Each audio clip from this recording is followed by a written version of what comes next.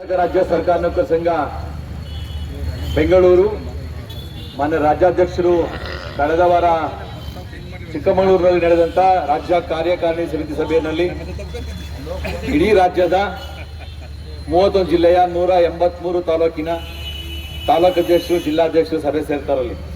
ಜೊತೆಗೆ ಅಲ್ಲಿಯ ಖಜಾಂಚಿಗಳಿರ್ಬೋದು, ರಾಜ್ಯ ಸದಸ್ಯರಿರ್ಬೋದು, ಇವರ ಎಲ್ಲರ ಸಮ್ಮುಖದಲ್ಲಿ ನಡೆದಂತಹ ಮಾತಾಡೋ ದಯವಿಟ್ಟು ಕೂತ್ಕೊಂಡ್ಬಿಟ್ಟು ಹಿಂದೆ ಹೋಗ್ಬಿಡಿ. ಆಫೀಸ ಕೂತ್ಕೊಳ್ಳಿ, ಮಾತಾಡೋ ಜಾಗ, ಫ್ಯಾನ್ ಇದೆ, ಟೇಬಲ್ ಇದೆ, ಕುರ್ಚಿ ಇದೆ.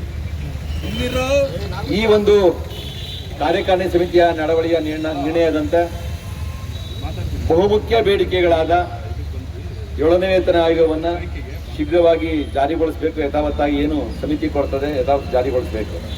ಎರಡನೇದು NPS ರದ್ದಾಗಿ OPS ಜಾರಿ ಆಗಬೇಕು. ಇದು ಕೂಡ ಹೆಚ್ಚಿನ ಸಂಖ್ಯೆಯಲ್ಲಿ ಇದ್ದೀರಾ ನೀವು. ಮೂರನೇದಾಗಿ ಆರೋಗ್ಯ ಸಂಜೀವಿನಿ ಯೋಜನೆ 2023ರಲ್ಲಿ ಲೋಕಾರ್ಪಣೆ ಆಗ್ತದೆ. ಇಂದುವರೆಗೂ ಕೂಡ ಅದು ಜಾರಿಯಾಗಿಲ್ಲ. ಅದನ್ನು ಕೂಡ ಜಾರಿ ಮಾಡಬೇಕು ಎಲ್ಲ ನಮ್ಮ ಸರ್ಕಾರಿ ನೌಕರರಿಗೆ. ಈ 3 ಬೇಡಿಕೆಗಳಷ್ಟೇ. ಹಿಂದೆಲ್ಲ ಹೋರಾಟಗಳನ್ನು ಮಾಡ್ತಿದ್ರು, 15-20 ಬೇಡಿಕೆ ಇಟ್ಕೊಳ್ಳೋದು, ಯಾವುದು ಸರ್ಕಾರ ಹಿಡಿಯೋದು ಅದನ್ನ ಒಪ್ಕೊಳ್ಳೋದು, ಮಿಕ್ಕಿದನ್ನ ಉಳಿಕೆಯನ್ನು ಬಿಟ್ಬಿಡೋರು. ಇದು ಈಗ ನಾವು 2019ರಿಂದ ಇಲ್ಲಿ 2025ರವರೆಗೆ ಏನು ಅಧಿಕಾರ ವ್ಯಾಪ್ತಿ ಇದೆ, ನಾವೆಲ್ಲರೂ ಕೂಡ ಜಿಲ್ಲಾಧ್ಯಕ್ಷಗಳು ನಾವು ತೀರ್ಮಾನ ಮಾಡಿದ್ದೇವೆ. ನಾವು ಹೆಚ್ಚು ಬೇಡಿಕೆಗಳು ಸರ್ಕಾರದ ಹೇಳೋದು ಬೇಡ, ಕೇವಲ ಯಾವುದು ಅಗತ್ಯ ಅನುಗುಣವಾಗಿ ನಮ್ಗೆ ಯಾವುದು ಬೇಕು, ಯಾವುದು ನೀಡಿದೆ ಅದನ್ನ ಈಡೇರಿಸ್ಕೊಳ್ಳುವಂಥ ನಿಟ್ಟಿನಲ್ಲಿ ನಾವು ಹೋರಾಟವನ್ನು ಮಾಡ್ತಾ ಇದ್ದೀವಿ. ನಿಮ್ಮ ಹೋರಾಟಕ್ಕೆ, ನಿಮ್ಮ ಒಂದು ಸವಲತ್ತುಗಳಿಗಾಗಿ ನಮ್ಮ ರಾಜ್ಯ ಸರ್ಕಾರ ಸದಾ ನಿಮ್ಮ ಪರವಾಗಿದೆ ಅಂತ ಕೂಡ ಪದೇ ಪದೇ ನಿಮಗೆ ಹೇಳಿದ್ದೇನೆ. ಆದರೆ ನೀವೆಲ್ಲರೂ ಕೂಡ ಪ್ರತಿ ವರ್ಷ 200 ರೂಪಾಯಿ ಕಟ್ತೀರಿ. ನೀವು 200 ರೂಪಾಯಿ ನೀವು ಸದಸ್ಯ ಶುಲ್ಕ ಕಟ್ತಾ ಇದ್ದೀರಿ. ನಿಮ್ಮ ಸದಸ್ಯ ಶುಲ್ಕವನ್ನು ನಾವು ಪ್ರಾಮಾಣಿಕವಾಗಿ ಉಪಯೋಗಿಸ್ತಾ ಇದ್ದೀವಿ. ಇದು ಕೂಡ ನೆನಪಿರಲಿ. ಹಿಂದೆ ರಾಜ್ಯ ಸರ್ಕಾರ ನೌಕರ ಸಂಘ ನಮಗೆ ಅಧಿಕಾರ ಬಿಟ್ಟುಕೊಟ್ಟ 2019 ಆಗಸ್ಟ್ 19ನೇ ತಾರೀಕು ನಮಗೆ ಅಧಿಕಾರ ಕೊಡ್ತಾರೆ. ರಾಜ್ಯದಲ್ಲಿ ಕೇವಲ 73 ಲಕ್ಷ ಮಾತ್ರ ನಮ್ಮ ಅಕೌಂಟ್ ಕೊಟ್ಟು ಅವರು ಜಾಗ ಖಾಲಿ ಮಾಡ್ತಾರೆ ಹಿಂದಿನ ಅಧ್ಯಕ್ಷರುಗಳು. ಅದೇ ಮಹಾಶಯರು ನಮ್ಮ 7ನೇ ವೇತನಕ್ಕೆ ಅಡ್ಡಿಯಾಗಿದ್ದಾರೆ. ಇದು ಕೂಡ ನಿಮ್ಮ ನೆನಪಿರಲಿ. ಇದು ಯಾಕೆಂದ್ರೆ ನಮಗಂತೂ ಅರ್ಥ ಆಗಿಲ್ಲ. ಈಗಿನ ಲೆಕ್ಕಾಚಾರ, ಕಳೆದ ವಾರ ನಾವು ಮಂಡಿಸಿದ ಲೆಕ್ಕಾಚಾರದಲ್ಲಿ ಸುಮಾರು 22.5 ಕೋಟಿ ರೂಪಾಯಿನ ನಾವು ಇಟ್ಟಿದ್ದೇವೆ. ನಿಮ್ಮ ದುಡ್ಡು ಭಾಳ ಸೇಫಾಗಿ ಇಟ್ಟಿದ್ದೇವೆ. ಈ ದುಡ್ಡು ಹೊಡೆಯೋಕ್ಕೆ ಕೆಲವೊಂದು ಜನ ಮಸ್ತತ್ ಮಾಡ್ತಾರೆ. ಇವರೆಲ್ಲ ಸೇರಿ ಇಟ್ಬಿಟ್ರಲ್ಲ ದುಡ್ಡು, ನಾವು ಯಾಕೆ ಈಗ ವಾಪಸ್ ಬರಬಾರ್ದು ಅನ್ನೋದು. ಈ ನಿಟ್ಟಿನಲ್ಲಿ ನಾವು ಪ್ರಾಮಾಣಿಕವಾಗಿ ಕೆಲಸ ಮಾಡ್ತಾರೆ. ಇಡೀ 30 ಜನ ಕೂಡ 30 ಜನ ಜಿಲ್ಲಾಧ್ಯಕ್ಷರಿದ್ದೀವಿ. ನಮ್ಮ ಅಕೌಂಟು ಕೂಡ ತೆರೆದ ಪುಸ್ತಕ ಇದ್ದಂತೆ. ನೀವು ಕೊಡೋ ದುಡ್ಡನ್ನು ನಾವು ಕೂಡ ಪ್ರಾಮಾಣಿಕ ಖರ್ಚು ಮಾಡಿದ್ದೀವಿ. ಸ್ಪೋರ್ಟ್ಸಿಗೆ ಜಾಸ್ತಿ ಖರ್ಚು ಮಾಡಿದ್ದೀವಿ. ಇದು ನಾನು ನೆನಪಿರಲಿ. ತುಮಕೂರಲ್ಲಿ ನಾವು ಜಾಸ್ತಿ ಖರ್ಚು ಮಾಡಿದ್ದೀವಿ. ಅದೆಲ್ಲೂ ಕೂಡ ಜಾಸ್ತಿ ಸ್ಪೋರ್ಟ್ಸ್ಗೆ ಇನ್ವೆಸ್ಟ್ ಮಾಡಿದ್ದೀವಿ, ಬೇರೆ ಯಾವುದೂ ಮಾಡಿಲ್ಲ. ಇದು ಒಂದು ಭಾಗಗಳು. ಈ ನಿಟ್ಟಿನಲ್ಲಿ ನಮ್ಮ ರಾಜ್ಯದ ಸರ್ಕಾರ ನೌಕರ ಸಂಘದ ಬೆನ್ನೆಲುಬಾಗಿ ನಿಂತವರು ವೃಂದ ಸಂಘದ ಅಧ್ಯಕ್ಷರು. ವೃಂದ ಸಂಘ ಅಂತಂದರೆ ಇಡೇಲ್ ಅಸೋಸಿಯೇಷನ್ ಗೋವಿಂದ ಇರ್ಬೋದು, ಮತ್ತು ಅಶ್ವತ್ಥರಾಮಯ್ಯನವರು ಸಮಾಜ ಕಲ್ಯಾಣ ಇಲಾಖೆ ಅಧ್ಯಕ್ಷರು, ಫಾರ್ಮಸಿ ಅಸೋಸಿಯೇಷನ್ನ ನಮ್ಮ ಗಟ್ಟಿಯವರು, ಆಮೇಲೆ ಗ್ರಾಮ ಆಡಳಿತ ಸಂಘದ ದೇವರಾಜರವರು, ಹಾಗೆಯೇ ನಮ್ಮ ಖಜಾಂಚಿ ಲಕ್ಷ್ಮಣ್ ಇದ್ದಾರೆ, ಹಾಗೆ ನಮ್ಮ ಕೃಷ್ಣಮೂರ್ತಿ ಸರ್ ಅಧ್ಯಕ್ಷರು, ಹೈಸ್ಕೂಲ್ ಅಸೋಸಿಯೇಷನ್ ಅಧ್ಯಕ್ಷರು ಕೃಷ್ಣಮೂರ್ತಿ ಅವರಿದ್ದಾರೆ, ನಮ್ಮ ಇಡೇಲಾದ ನಮ್ಮ ಲಕ್ಷ್ಮೀ ಸಿಂಗ್. ಹೀಗೆ ನಮ್ಮ ಜೊತೆಯಲ್ಲಿ ಎಲ್ಲ ವೃಂದ ಸಂಘಗಳ ಜೊತೆಗೆ ಇದೆ. ಕಂದಾಯ ಇಲಾಖೆ ನೌಕರ ಸಂಘ ನಾವೇ ಇದ್ದೀವಿ. ಹೆಚ್ಚಿನ ಸಂಖ್ಯೆ ಬಹುಪಾಲು ನಾವೇ ಇದ್ದೀವಿ. ಬಿಸಿಲು ಜಾಸ್ತಿ ಆಗಿದೆ, 10 ನಿಮಿಷ ಮೋಡ ಬಂದು ಹೋಗ್ತದೆ. ಯಾರೂ ಚಿಂತೆ ಮಾಡೋ ಅವಶ್ಯಕತೆ ಇಲ್ಲ. ಈ ನಿಟ್ಟಿನಲ್ಲಿ ನಮ್ಮ ಸರ್ಕಾರ ವಿಳಂಬ ಆಗ್ತಾ ಇದೆ. ಇದನ್ನು ಮಾನ್ಯ ಮುಖ್ಯಮಂತ್ರಿಗಳು ಹಲವಾರು ಬಾರಿ ನಾವು ಮನವರಿಕೆ ಮಾಡಿಕೊಟ್ಟಿದ್ದೇವೆ. ಕಳೆದ ನೀವೆಲ್ಲರೂ ಕೂಡ ಜೊತೆ ಬಂದಿದ್ರಿ. ಬೆಂಗಳೂರು ಪ್ಯಾಲೇಸ್ ಗ್ರೌಂಡ್ ನೀವೆಲ್ಲ ಕೂಡ ಸಮಕ್ಷಮದಲ್ಲಿ ಹೇಳಿದರು, ಚುನಾವಣೆ ಆದ ತಕ್ಷಣ ನಾವು ನಿಮ್ಮ ಬೇಡಿಕೆಯನ್ನು ಈಡೇರಿಸ್ತೀವಿ ಅಂತೇಳಿ. ಚುನಾವಣೆ ಮುಗೀತು, ನೀತಿ ಸಮಿತಿ ಜಾರಿ ಮುಗೀತು, ಆದರೂ ಕೂಡ ಸರ್ಕಾರ ನಮ್ಮ ಕಡೆ ಗಮನ ಹರಿಸಲಿಲ್ಲ. ಹಲವಾರು TV ಚಾನಲ್ ಕ್ಯಾಮ್ರಾ ಇಟ್ಟಾಗ ಹೇಳಿದ್ರು, ಆಯ್ತಪ್ಪ ನೋಡ್ತೀನಿ ಅಂತಾರೆ ಹೊರತು ಯಾವುದೂ ಕೂಡ ನಿಖರವಾಗಿ ಹೇಳಿಲ್ಲ. ಕಳೆದ 2 ವಾರದಿಂದಗಳೇ ನಮ್ಮ ರಾಜ್ಯಾಧ್ಯಕ್ಷ ನೇತೃತ್ವದ ಒಂದು ಟೀಮು ಮಾನ್ಯ ಮುಖ್ಯಮಂತ್ರಿಗಳನ್ನು ಭೇಟಿ ಮಾಡ್ತಾರೆ. ಭೇಟಿ ಮಾಡಿ ನಮ್ಮ ಬೇಡಿಕೆ ಈಡೇರದೆ ಹೋದರೆ ನಾವು ಮುಂದಿನ ತೀರ್ಮಾನ ಕೈಗೊಳ್ತೀವಿ ಸರ್ ಅಂತೇಳಿ. ನಿಮ್ಮ ತೀರ್ಮಾನ ಏನೇನಿಲ್ಲಪ್ಪ ಕೊಡ್ತೀನಿ ಅಂತ ಮತ್ತೆ ಮಾಡಿದ್ರು. 1 ತಿಂಗಳು ಮತ್ತೆ ಇದುವರೆಗೂ 7ನೇ ವೇತನ ಜಾರಿ ಮಾಡೋದಕ್ಕೆ ವರದಿಯನ್ನು ಕೊಟ್ಟು 19 ಜಾರಿ ಮಾಡೋದಕ್ಕೆ 19 ತಿಂಗಳು ತೊಗೊಂಡಿದ್ದಾರೆ. ಇದು ಇತಿಹಾಸದಲ್ಲೆಲ್ಲ 5ನೇ ವೇತನ ಆಯೋಗ ಇರ್ಬೋದು, 6ನೇ ವೇತನ ಆಯೋಗ ಇರ್ಬೋದು, ಯಾವುದೂ ಕೂಡ 10 ತಿಂಗಳ ಮೇಲೆ ದಾಟಿರಲಿಲ್ಲ. ಆದರೆ 7ನೇ ವೇತನ ಜಾರಿ ಮಾಡಲಿಕ್ಕೆ ನಮ್ಮ ಮುಖ್ಯಮಂತ್ರಿಗಳು ಸುಮಾರು 19 ತಿಂಗಳು ತೊಗೊಂಡಿದ್ದಾರೆ. ವರದಿಯನ್ನು ಪೂರ್ಣವಾಗಿ ಕೊಟ್ಟಿದ್ದಾರೆ. 27% ಯಥಾವತ್ತ ಏನು ನಮ್ಮ 7ನೇ ವೇತನ ಆಯೋಗದ ವರದಿ ಕೊಟ್ಟಿದ್ದಾರೆ, ಆ ವರದಿಯನ್ನು ಯಥಾವತ್ತಾಗಿ ಜಾರಿ ಮಾಡಬೇಕು ಅನ್ನೋದು ನಮ್ಮ ಬೇಡಿಕೆ. ಯಾಕೆ ವಿಳಂಬ ಮಾಡ್ತೀರಾ ಅಂತೇಳಿ ಹೇಳ್ತಾನೆ ಇಲ್ಲ ಸರ್ಕಾರ. ನಾವು ನಮ್ಗೆ ಅನಿವಾರ್ಯ ಇದೆ. 19 ತಿಂಗಳು ದಾಟ್ಬಿಟ್ಟಿದೆ. ನಾವು ಹೇಗೆ ಜೀವನ ಮಾಡೋದು? ಎಷ್ಟು ಜನ ಹೇಳ್ತಿದ್ರು ಸರ್ ಫೀಸ್ ಜಾಸ್ತಿ ಆಗ್ತದೆ, ಶಾಲೆ ಫೀಸ್ ಜಾಸ್ತಿ ಆಗ್ತಿದೆ, ಮತ್ತೆ ದಿನ ಬಳಕೆಯ ವಸ್ತುಗಳ ಬೆಲೆ ಜಾಸ್ತಿ ಆಗ್ತಿದೆ, ಆಹಾರ ಪೆಟ್ರೋಲ್ ಬೆಲೆ ಜಾಸ್ತಿ ಆಗ್ತದೆ. ಈಗ ಬೆಲೆಗಳು ಜಾಸ್ತಿ ಆಗ್ತಾ ಇದ್ದಾರೆ, ಆದರೆ ನಾವು ಕೊಳ್ಳುವ ಬೆಲೆಗಳು ಕೂಡ ಕಡಿಮೆ ಆಗ್ತಾ ಇಲ್ಲ. ನಾವು ಕೂಡ ಜನಗಳೇ ತಾನೆ, ನಾವು ಅದ್ರ ಪಾರ್ಟ್ ಅಷ್ಟೇ. ಅದರಲ್ಲಿ ಸರ್ಕಾರದ ಯೋಜನೆಯನ್ನ 5 ಗ್ಯಾರಂಟಿ ಯೋಜನೆಯನ್ನು ಯಥಾವತ್ತ ಜಾರಿ ಮಾಡ್ತಿರೋರು ನಾವು.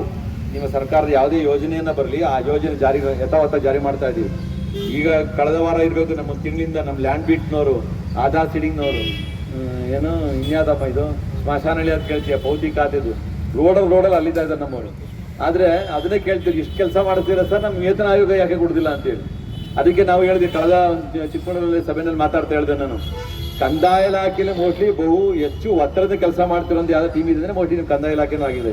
ಎರಡು ರಜಾ ಕೇಳ್ತಾರೆ ಎಷ್ಟೋ ಜನ, ನಾವು ಹೆಂಗೋ ರಜಾಗಳು ಕೊಡೋದಲ್ಲೇ ಹಂಗೆ ಕೆಲಸ ಮಾಡ್ಕೊಂಡು ಹೋಗ್ತಾ ಇದ್ದೀವಿ. ಆದರೆ ಇನ್ನೂ ಸರ್ಕಾರ ತೇಪೆಚ್ಚ ಕೆಲಸ ಮಾಡ್ತಾ ಇದ್ದಾರೆ. ನಾವು ನಮ್ಮ ಬೇಡಿಕೆ ಏರಿದು 2 ವರ್ಷ ಹಿಂದೆಗಡೆ ಬೇಡಿಕೆ ಇಡಬೇಕಾಯ್ತು. ನೆನಪಿರ್ಲಿ ನಿಮಗೆಲ್ಲ, ಕಳೆದ 2 ವರ್ಷದ ಹಿಂದೆನೇ ನಮಗೆ ದುಡ್ಡು ಕೊಡಬೇಕಾಗಿತ್ತು. ಆದರೆ 2 ವರ್ಷದಿಂದ ಮುಂದಕ್ಕೆ ಹಾಕ್ಕೊಂಡೇ ಬರ್ತಾ ಇದ್ದೀರ ನೀವು. ಸರ್ಕಾರದಲ್ಲಿ ಹಣ ಇಲ್ವಾ ನೀವು ಹೇಳ್ಬಿಡಿ, ಹೋಗ್ಲಿ, ಹಣ ಇದೆ.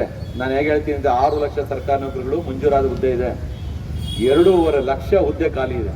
ನಿಮ್ಗೆ ನೆನಪಿರ್ಲಿ, ಸುಮಾರು 8,500 ಕೋಟಿ ವರ್ಷಕ್ಕೆ ಉಳಿತಾಯ ಆಗ್ತದೆ. ಖಾಲಿ ಹುದ್ದೆ ಇದೆಯಲ್ಲ, ನಾವು ಕೆಲಸ ಮಾಡ್ತಾ ಇದೀವಲ್ಲ ಹುದ್ದೆಗಳನ್ನ, ನಾವು ಈ ಪಕ್ಕದಲ್ಲಿಲ್ಲ, ಇನ್ಚಾರ್ಜ್ ಮಾಡ್ತಾರೆ. ನಮ್ಮ ಯಾರೋ ಒಬ್ಬ SDA ಇಲ್ಲ, ಅವರು ಅಡಿಷನಲ್ ಚಾರ್ಜ್ ಮಾಡ್ತಾರೆ. ರಿಟೈರ್ಡ್ ವೇಕೆನ್ಸಿನ ಫಿಲ್ ಮಾಡೋದಿಲ್ಲ. ನಿವೃತ್ತ ಸಂಘ ನನ್ನ ಕಾರ್ಯದರ್ಶಿ ಬರಬೇಕು ವೇದಿಕೆಗೆ.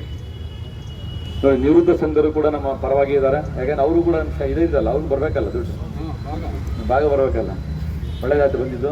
ಮನೆ ಇದು ನಿವೃತ್ತ ಇದೆ ಸರ್ಕಾರದಲ್ಲಿ ಸುಮಾರು 12,000 ಕೋಟಿ ಮಾತ್ರ ಅವಶ್ಯಕತೆ ಇದೆ. ಅದೇನು ದೊಡ್ಡ ಕೆಲಸ ಅಲ್ಲ. ದಿನಕ್ಕೆ ನೆನಪಿಲ್ಲ ಸ್ನೇಹಿತರೆ, 8,000 ಕೋಟಿಯನ್ನ ಕೇವಲ 1 ತಿಂಗಳಲ್ಲಿ ನಮ್ಮ ಇವರು ವಸೂಲಿ ಮಾಡ್ತಾರೆ. ಕಮರ್ಷಿಯಲ್ ಟ್ಯಾಕ್ಸ್ ಡಿಪಾರ್ಟ್ಮೆಂಟ್ ಒಂದೇ ಒಂದು ಇಲಾಖೆ. ನಮ್ಮ ರೆವಿನ್ಯೂ ಎಷ್ಟಿರಬೇಕು, ಬೇರೆ ಬೇರೆ ಇಲಾಖೆ ಎಷ್ಟಿರಬೇಕು, ಸುಮಾರು 15-20 ಇಲಾಖೆ ಸರ್ಕಾರಕ್ಕೆ ಹಣವನ್ನು ಕೊಡೋ ಇಲಾಖೆ, ಸುಮಾರು 50-60 ಇಲಾಖೆ ಖರ್ಚು ಮಾಡೋ ಇಲಾಖೆ ಇರ್ಬೋದು. ಆದರೆ ನಮ್ಮ ವೇತನವನ್ನು, ನಮ್ಮ ಪೂರ್ಣವಾದ ಜೀವನವನ್ನು ಸಾಗಿಸಲಿಕ್ಕೆ ನಾವೇನು ತುಂಬ ಐಶ್ವರ್ಯವಾದ ಜೀವನ ಸಾಹಸ ಅವಶ್ಯಕತೆ ಇಲ್ಲ. ನಮ್ಮ ಬದುಕಿಗಾಗಿ ಹೋರಾಟವನ್ನು ಮಾಡಬೇಕಾದ ಪರಿಸ್ಥಿತಿ ನಮಗೆ ಇವತ್ತು ಬಂದಿದೆ.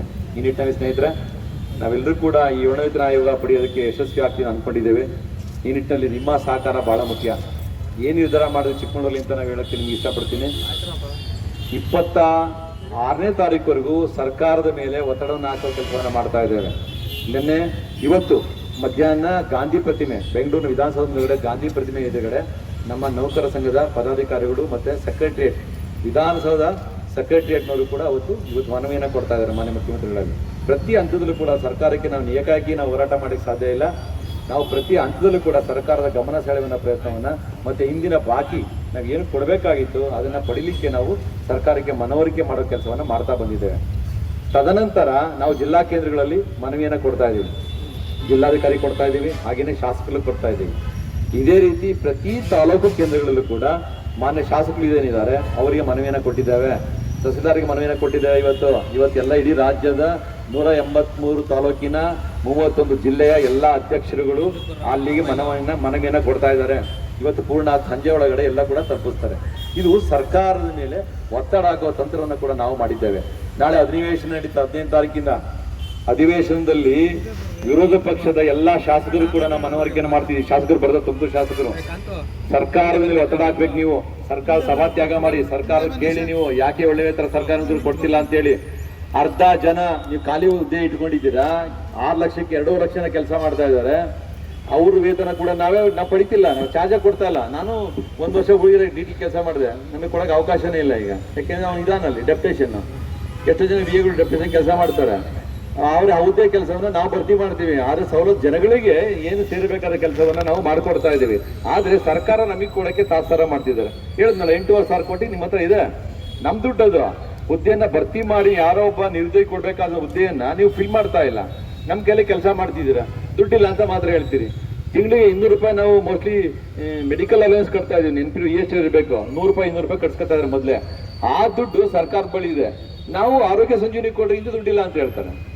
ನಾವೆಲ್ಲರೂ ಕೂಡ ಲೈಫ್ ಇನ್ಸೂರೆನ್ಸ್, ಗಾಡಿಗಳು ವೆಹಿಕಲ್ ಇನ್ಸೂರೆನ್ಸ್ ಮಾಡ್ತಾರ. ಎಲ್ಲ 2.5 ಲಕ್ಷ ಜನ ಇದೆ, 2,65,000 ಜನ ಇದೆ. ನಾವು ಕೇವಲ 60,000 ಜನ ಮೋಸ್ಟ್ಲಿ ಇನ್ಸೂರೆನ್ಸ್ ತಗೋಬೋದು, ನಮ್ಮ ಏನು ಮೆಡಿಕಲ್ ಬಿಲ್ ತಗೋಬೋದು. ಇನ್ನು 2 ಲಕ್ಷ ಜನ ದುಡ್ಡೆಲ್ಲ ಹೋಗ್ತದೆ. ಅದನ್ನು ಯಾಕೆ ನೀವು ಸರ್ವರ್ ಕೊಡೋಕ್ಕೆ ಸಾಧ್ಯ ಇಲ್ಲ? ನಾನೊಂದು ಪ್ರಕರಣವನ್ನು ನೋಡಿದೆ, ನೀವು ನೋಡಬೇಕು. ಹಾಸ್ಪಿಟಲ್ ದಿನಕ್ಕೆ 35,000 ರೂಪಾಯಿ ಕಟ್ಟುವಂತ ಪ್ರಕರಣ ನಾನು ನೋಡಿದ್ದೀನಿ. ನಮ್ಮ ಸರ್ಕಾರಿ ನೌಕರಿಗಳು, ಅವ್ರು ಟೀಚರ್ಸ್, ಅವ್ರು ವಾಪಸ್ ಉಳಿತಾರೋ ಬಿಡ್ತಾರೋ ಗೊತ್ತಿಲ್ಲ. ಇಂಥ ನಾನೇ ಹಾಸ್ಪಿಟಲ್ಗೆ ಹೋಗಿ ನೋಡಿದ್ದೀನಿ. ಇಂಥ ಹಲವಾರು ಪ್ರಕರಣ ನನ್ನ ಕಣ್ಮುಂದೆ ಬರ್ತದೆ. ಅನೇಕ ಜನ ಮುಖ್ಯಮಂತ್ರಿಗಳಿಂದ ನಾವು ಪರಿಹಾರ ಕೊಡಿಸಿದ್ದೀವಿ. ಆದರೆ ಆರೋಗ್ಯ ಸಂಜೀವನ ಜಾರಿ ಮಾಡಿದ್ರೆ ಈ ಸಮಸ್ಯೆಗಳು ಇರ್ಲಿಕ್ಕೆ ಸಾಧ್ಯ ಇಲ್ಲ. ಅದೊಂದು ಸ್ವಲ್ಪ ಜಾರಿ ಮಾಡ್ತಾರೆ. ಮೊನ್ನೆ ಬೊಮ್ಮಾಯಿ ಸಾಹೇಬರು ವಿಧಾನಸಭೆ 23ನೇ ಇಸ್ವಿನ ಜಾರಿ ಮಾಡಿದ್ರು ಅದನ್ನು. ಆದರೆ ಲೋಕಾರ್ಪಣೆ ಮಾಡ್ತಾರೆ, ಆದರೆ ನಮಗೆ ಇಂಪ್ಲಿಮೆಂಟ್ ಆಗಲೇ ಇಲ್ಲ. NPS ರದ್ದತಿ, ಹಾಗೇನೆ ಈ ಆರೋಗ್ಯ ಸಂಜೀವನಿ ಯೋಜನೆ ಜಾರಿಯನ್ನು ಮಾಡದೆ ಹೋದರೆ ಕೊನೆಯದಾಗಿ 29ನೇ ತಾರೀಕು ಬೆಳಿಗ್ಗೆ ನಾವು 9 ಗಂಟೆಯಿಂದ ಇಡೀ ರಾಜ್ಯ ಶಬ್ದ ಮಾಡ್ತೀವಿ. ಇಡೀ ರಾಜ್ಯದಲ್ಲಿ ಚಪ್ಪಳೆ ಹೊಡೀರಿ. ನಿಮ್ದು ರೇಡಿಯೋ ಆ ಶಬ್ದ ನೀವೆಲ್ಲ ಭಾಗಿ ಇದರಲ್ಲಿ, ನೀವು ಯಾರೂ ಕೂಡ ಅವತ್ತು ಕಚೇರಿಗೆ. ಆದರೆ ನಾವಂತೂ ಎದುರಲ್ಲ. ಸರ್ಕಾರ ಜಿಲ್ಲಾಧ್ಯಕ್ಷ ಇರ್ಬೋದು, ತಾಲೂಕು ಅಧ್ಯಕ್ಷ ಇರ್ಬೋದು, ಪದಾಧಿಕಾರಿಗಳಿರ್ಬೋದು, ನಾವು ಯಾರಿಗೂ ಎದುರು ಸಿದ್ಧ ಇಲ್ಲ. ಸರ್ಕಾರ 7ನೇ ವೇತನ ಆಯೋಗವನ್ನ ಬರೀ ಕೊಡ್ತೀನಿ ಅಂತ ಬಾಯಲ್ಲಿ ಹೇಳೋದು ಸಾಧ್ಯ ಇಲ್ಲ.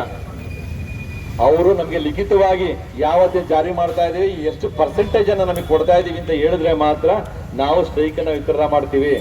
ಅದರ್ವೈಸ್ ಯಾವುದೇ ಕಾರಣಕ್ಕೂ ಯಾವುದೇ ಸರ್ಕಾರಿ ಕಚೇರಿ, ನಾಡ ಕಚೇರಿ, ಹಾಸ್ಪಿಟಲ್ ಕೂಡ, ಇನ್ನು ಹಾಸ್ಪಿಟಲ್ ಅಲ್ಲಿ ಯಾವ ಡಾಕ್ಟರ್ ಕೂಡ ಸಿಗಲ್ಲ. ಎಮರ್ಜೆನ್ಸಿ ಕೇವಲ ಏನು OT ಅಂತಾರನಪ್ಪ, OPD ಹೊರತುಪಡಿಸಿ ಯಾವುದು ಕೂಡ ಡಾಕ್ಟರ್ಸ್ ನಿಮಗೆ ಸಿಗೋದಿಲ್ಲ. ಅಲ್ಲಿ ನರ್ಸ್ಗಳು ಸಿಗಲ್ಲ.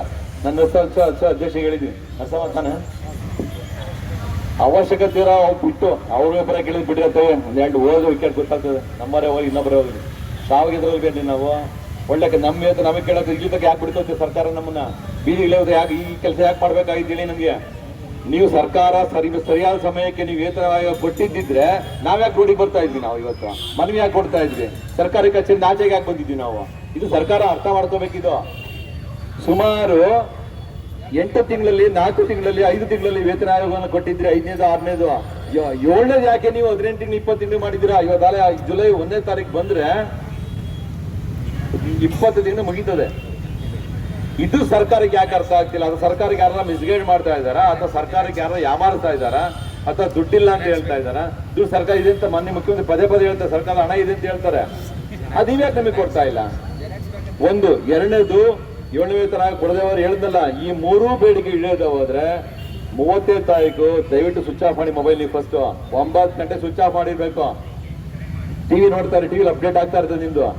ಯಾವ್ದಾರ ಟೂರ್ ಹೋಗ್ಬಿಡಿಬೇಕು, ಅಲ್ಲಿಂದ ನೋಡ್ಕೊಳ್ಳಿ ಅಂತೀರಿ. ಕರೆಯೋರು ಬರ್ಬೇಡಿ ನೀವು. ನಾವು ವಿತ್ಡ್ರಾ ಮಾಡಿ ನಮ್ಮ ಫೋಟೋಗಳು ಟಿವಿಲಿ ಕಾಣಿಸಿದ್ರೆ ಸರ್ಕಾರಿ ಕಚೇರಿಗೆ ಬನ್ನಿ. ಅಲ್ಲಿ ಅವ್ರಿಗೆ ಎದುರಿಸಿದ್ರೆ ಬರಬೇಡಿ ನೀವು. ಡಿಸ್ಮಿಸ್ ಆರ್ಡರ್ ಡಿಸಿ ಅವ್ರು ಹೇಳ್ತಾರೆ, ಡಿಸ್ಮಿಸ್ ಮಾಡ್ತೀವಿ ಡಿಸಿ ಆಫೀಸ್ನವ್ರಿಗೆ, ಏನ್ ತಿಳ್ಕೋಬೇಡಿ. ಯಾರ ಕೈ ಏನೂ ಆಗೋದಿಲ್ಲ. ಯಾವ ಜಿಲ್ಲಾಧಿಕಾರಿ ಆಗ್ಲಿ, ಯಾವ ಅಧಿಕಾರಿ ಆಗ್ಲಿ ನಿಮ್ಮನ್ನು ಏನೂ ಮಾಡೋಕ್ಕಾಗಲ್ಲ. ಅವ್ರು ಮಾಡ್ಲಿ, ಕೆಲಸ ಮಾಡ್ಲಿ, ಆಮೇಲೆ ನಾನು ಹೇಳ್ತೀನಿ ಏನ್ ಮಾಡ್ತೀನಿ ಅಂತ ಹೇಳಿ ಮತ್ತೆ ಹೇಳಲ್ಲ. ನಾವು ಆದಂಗೆ ಹೇಳ್ಕೊಂಡು ಹೋಗ್ತೀವಿ. ನಮಗೂ ಶಕ್ತಿ ಇದೆ. ನೌಕರ್ಸ್ 40,000 ಜನ ಜಿಲ್ಲೆಯಲ್ಲಿ ಇದ್ದೀವ್ರಿ.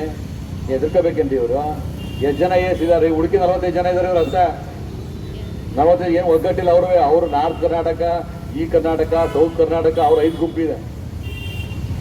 ಆದರೆ ನಮ್ಮ ಬೇಡಿಕೆಗೆ ಏನಾದರೂ IAS ಅಥವಾ KS ತೊಂದರೆ ಮಾಡಿ, ಪ್ರಮೋಷನ್ ತೊಂದರೆ ಮಾಡ್ತಿದ್ದಾರೆ. KS ತಿಳಿಸ್ದಾರಿಂದ ತಹಸೀಲ್ದಾರ್ ಹುದ್ದೆಗೆ ತೊಂದರೆ ಮಾಡ್ತಿದ್ದಾರೆ. ಯಾವ ಹೊರಗಿನ ಶಕ್ತಿಗಳಿಲ್ಲ ರೀ, ನಮ್ಮಲ್ಲೇ ಇದೆ ಶಕ್ತಿಗಳು. ಅರ್ಜಿ ಬರೋ ಯಾರು ನಮ್ಮವರೇ, ಫೈಲ್ ಅಡ್ಡಾಕೋರು ಯಾರು ನಮ್ಮವರೇ. ಈ ಇದ್ರದ್ದು ಆರೋಗ್ಯ ಸಂಜೀವನಿ ಫೈಲ್ನ ನಮ್ಮ 5 ಜನ ಗುಮಾಸು 50 ಸಲ ಅಬ್ಜೆಕ್ಷನ್ ಆಗ್ತಾರೆ. ಅವನು ಸರ್ಕಾರಿ ನೌಕರನ್ನೇ, ಅವನು ಅಬ್ಜೆಕ್ಷನ್ ಆಗ್ತಾನೆ. ಎಂತ ವಿಪರ್ಯಾಸ ಸರಿ. ಯಾರು ರವಿನಿ ಬುದ್ಧಿ ಅನುಭವಪಟ್ಟಿದ್ದೆ ಅರ್ಗೋಮೋಗಿ. ಆದ್ರೆ 2 ವಿಚಾರ. ಒಂದು 29ನೇ ತಾರೀಕಿಂದ ಸ್ವಿಚ್ ಆಫ್ ಮಾಡೋದು, ನೀವು ಕಚೇರಿಗೆ ಗೈರು ಹಾಜರಾಗೋದು, ಇದು ಕೂಡ ವೈಲ್ ಸೀರಿಯಸ್. ನಮ್ಮ ಬೇಡಿಕೆ ಈಡೇರಿಸಿ ನೀವು ಸ್ಟಾಲಲ್ಲೋ ಟಿವಿನಲ್ಲೋ ನೋಡಿದ್ರೆ ಕಚೇರಿಗೆ ಬನ್ನಿ, ಇಲ್ಲ ದಯವಿಟ್ಟು ಬರಬೇಡಿ. ಎಷ್ಟು ದಿನದಾಗಲಿ, 1 ವಾರ 15 ತಿಂಗಳಾಗ್ತದೆ ಆಗ್ಲಿ ರೀ, ಆರಾಮ ಮನೇಲಿ ಬರಲೇಬೇಡಿ. ಕೊರೋನಾ ಪೀರಿಯಡ್ 6 ತಿಂಗಳು ಮನೇಲಿದ್ರಪ್ಪ, ಯಾಕೆ ಕೇಳೋದು ನಿಮ್ಮನ್ನ? ಏನೂ ಆಗೋದಿಲ್ಲ. ಸರ್ಕಾರ ನಮ್ಮ ವೇತನ ಆಯೋಗವನ್ನ ಕೊಡದೆ ಹೋದ್ರೆ ಈ ಹೋರಾಟ ಅನಿವಾರ್ಯ.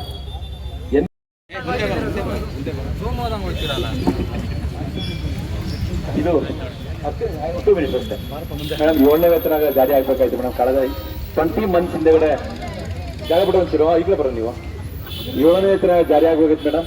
ನಾವು 7th ಪೇ ಕಮಿಷನ್ ಜಾರಿ ಆಗಿಲ್ಲ. ಅದನ್ನ ಸುಮಾರು 20 ಮಂತ್ಸ್ ಡ್ರ್ಯಾಗ್ ಆಗಿದೆ. ಕೊಡ್ತೀವಿ ಅಂತ ಹೇಳಿದ್ರು. ಈ ಬೆಂಗಳೂರಿನಲ್ಲಿ ನಡೆದಂತ ಸುಮಾರು 3 ಲಕ್ಷ ಜನಗಳ ಮಾನ್ಯ ಮುಖ್ಯಮಂತ್ರಿ ಭರವಸೆ ಕೊಟ್ಟಿದ್ರು, ಜಾರಿ ಆಗಿಲ್ಲ. ಆ ನಿಟ್ಟಿನಲ್ಲಿ ನಾವು 29ರಿಂದ ಸ್ಟ್ರೈಕ್ ಮಾಡ್ತಾ ಇದ್ದೀವಿ. ಕೊಡದೇ ಹೋದ್ರೆ ಅಂತ ಹೇಳಿದ್ವಿ ಅಷ್ಟೇ, ಕೊಟ್ಟೆ ಸಂತೋಷ. ಅದನ್ನ ಮನವಿ ಕೊಡ್ತಾ ಇದ್ದೀನಿ ಮೇಡಮ್ಗೆ. Thank you madam. Hello Bharat ಮಾತಾ ಕಿ ಜೈ, ಹಲೋ ಭಾರತ್ ಮಾತಾ ಕಿ ಜೈ. ಏನೇ ಬರಲಿ ಒಗ್ಗಟ್ಟಿರಲಿ, ಏನೇ ಬರಲಿ ಒಗ್ಗಟ್ಟಿರಲಿ, ಬೇಕೇ ಬೇಕು ಬೇಕೇ ಬೇಕು ಬೇಕು. ಎಲ್ರಿಗೂ ನಮಸ್ಕಾರ. ಎಲ್ಲ ಚೆನ್ನಾಗಿದ್ದೀರಾ? ಓಕೆ, ಇದನ್ನು ನಾವು ಕಳಿಸ್ಕೊಡ್ತೀವಿ ಸರ್ಕಾರಕ್ಕೆ. Thank you. ಮಂತ್ರಿಗಳಿಗೆ ನಾವು ನೇರವಾಗಿ ಹೇಳಿದ್ವಿ, ಸರ್ ನಮ್ಮ ವೇತನ ಆಯೋಗ ಕೊಟ್ಟು ಸುಮಾರು ತಿಂಗಳು ಕಳೀತಾ ಇದೆ, ಸುಮಾರು 20 ತಿಂಗಳಾಗಿದೆ. ಈಗ ಈ ಜುಲೈ ಶಾಸನ ಸಭೆಯಲ್ಲಿ ನೀವು ದಯವಿಟ್ಟು ಮಾತಾಡಿ, ನಾನು ಟಿವಿಲಿ ನೋಡ್ತಾ ಇರ್ತೀನಿ ಮಾತಾಡೋದನ್ನ. ವೇತನ ಆಯೋಗ ಜಾರಿ ಮಾಡಿಸೋಕ್ಕೆ ನಿಮ್ಮ ಪ್ರಯತ್ನ ನಮಗೆ ಇರಲಿ ಅಂತ ಮತ್ತೊಮ್ಮೆ ನಿಮ್ಮ ವಿನಂತಿ ಮಾಡ್ಕೊತೀನಿ ಸರ್. Thank you sir. ಮಾನ್ಯ ಕರ್ನಾಟಕ ರಾಜ್ಯ ಸರ್ಕಾರಿ ನೌಕರ ಸಂಘದಿಂದ ನಡೀತಿರುವಂಥ ಈ ಒಂದು ಬೇಡಿಕೆಗಳ ಒಂದು ಪ್ರತಿಭಟನೆ ಏನಿದೆ, ಹೋರಾಟ, ಈ ಸಂದರ್ಭದಲ್ಲಿ ಉಪಸ್ಥಿತರಂಥ ನಮ್ಮ ಜಿಲ್ಲೆಯ ಅಧ್ಯಕ್ಷರು, ಸ್ಪೋರ್ಟ್ಸ್ಮನ್ ಅವರು, ಆಮೇಲೆ ನಾವು ಸರ್ಕಾರಿ ನೌಕರು ಅಂತ ಹೇಳೋದು ಮಾನ್ಯ ನರಸಿಂಹರಾಜುರವರೇ, ಇಲ್ಲಿ ಉಪಸ್ಥಿತರಂಥ ಎಲ್ಲ ಸರ್ಕಾರಿ ನೌಕರ ಸಂಘದ ಪದಾಧಿಕಾರಿಗಳ, ಮುಖ್ಯವಾಗಿ ಎಲ್ಲ ಆತ್ಮೀಯ ಸರ್ಕಾರಿ ನೌಕರರು, ಈ ಇರಾ ಕಾನ್ಸ್ಟಿಟ್ಯೂಷನಲ್ಲಿ ನೀವು ಒಂದು ಮೇಜರ್ ಪಾರ್ಟು.